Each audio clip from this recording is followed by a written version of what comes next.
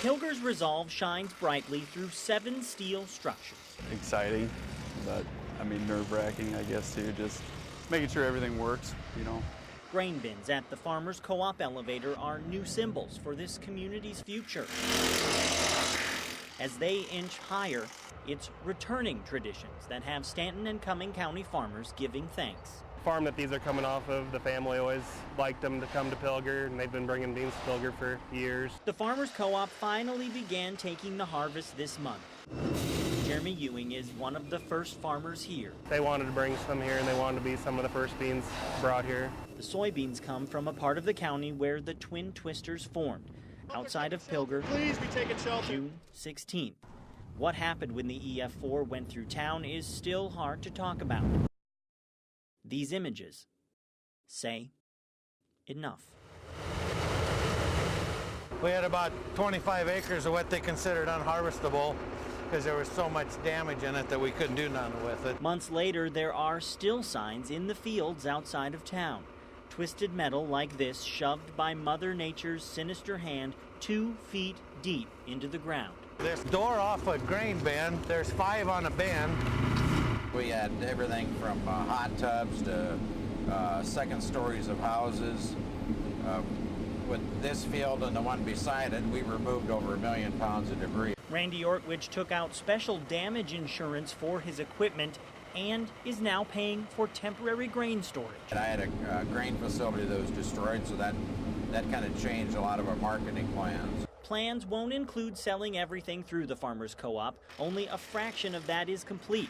But Aaron Becker says the co-op will take what it can and keep taking farmers' calls, eager to fill what's available. Oh yeah, for about a month now. The community once numbered nearly 400 residents. About half are still here. People lost homes and businesses. A family even lost their little girl. 5-year-old Callista Dixon caught out in the storm running to a safe place she never found. Things you thought were important really aren't. You know, you come to understand if you got family, you got your place to live, you got your neighbors around you. That's what's important. Marvin Sire is rebuilding his home on Pilger's northeast side. Others are coming back too. 1, 2, 3, 4, 5. There's 6 or 8 of them going up in town right now. We're bringing in the businesses before the people are here, where usually the businesses follow the people. Even though that process will take years, still they're thankful. Makes you thankful for what you have, seeing what people lost, and things that they can't replace just makes you thankful that everything's getting back to normal for them. Normal is a sought-after word in Pilger. This town will get back there one day thanks to a strong resolve. Everybody pulled together and did what needed to be done, and the town is still here. Not going anywhere but up, building new memories and giving thanks for the past. Real glad you got a house.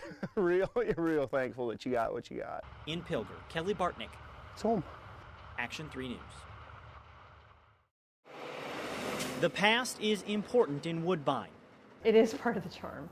Yeah, Woodbine's got some great charm. They thought they were gonna all go up in flames. I'm glad it didn't get all of them. For a year now, Kim Jacob has looked out her front window at this burned out downtown historic building. I get a lot of people that are like, what are they doing with it? And they all think that I'm supposed to know because I'm across the street, but I don't really know.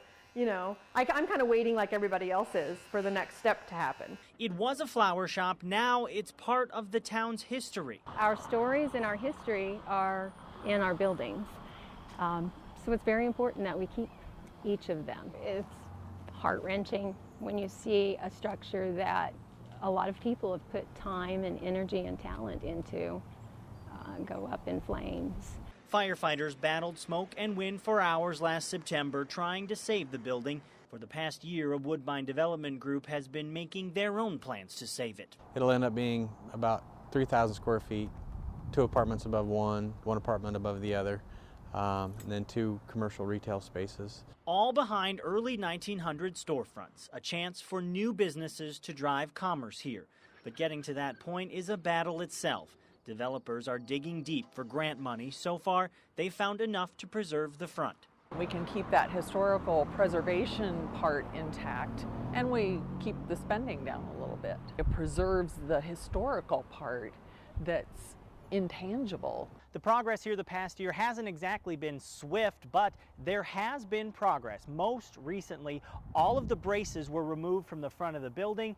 That means traffic can once again flow freely here on Main Street. We were excited to see those go to the back so we could have the Main Street clear again to drive through and park. Jacob is excited to see more as this town enters the second year in this battle to keep history alive.